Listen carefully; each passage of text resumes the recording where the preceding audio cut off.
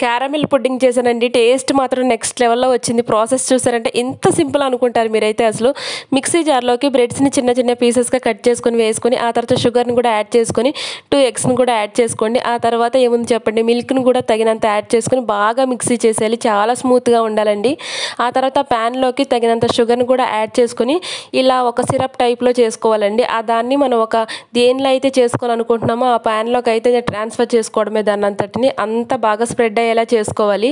ఆ తర్వాత ఏముంది చెప్పండి, మనం మిక్సీ చేసుకున్న బ్రెడ్స్ ఉన్నాయి కదా, సో దీనిలోకి ట్రాన్స్ఫర్ చేసేసుకోవడమే. చూడండి ఎంత స్మూత్‌గా ఉందో. ఆ తర్వాత ఏముంది చెప్పండి, ఒక ప్యాన్‌లోకి కొన్ని వాటర్ అయితే యాడ్ చేసుకొని ఒక స్టాండ్‌ని అయితే పెట్టేసుకొని, స్టాండ్ పైన మనం ప్రిపేర్ చేసుకున్న దాన్ని పెట్టేయడమే. ఎనీవే ఇంతవరకు నా వీడియో చూసారు కదా, ప్లీజ్ సబ్స్క్రైబ్ చేసుకోండి, సపోర్ట్ చేయండి. ఆ తర్వాత 20 మినిట్స్ తర్వాత చూసారా ఎంత బాగుందో. నిజంగా అండి, క్యారమెల్ పుడ్డింగ్ ఎంత ఈజీ అని తెలిస్తే నేనైతే వీక్లీ వన్స్ అయినా ప్రిపేర్ చేసుకొని తినేదాన్ని. చాలా బాగా వచ్చిందండి. ఒక్కసారి మీరు కూడా ట్రై చేసేయండి.